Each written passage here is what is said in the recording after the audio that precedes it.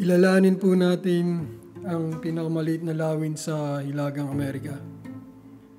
Ang tinatawag nilang Sharp-shinned hawk na may scientific name na Acipiter striatus.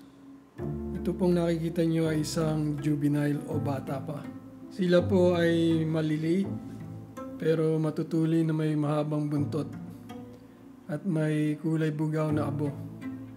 Madalas po silang manghuli ng maliliit na ibon sa mga bird feeders at mga gilid ng kagubatan.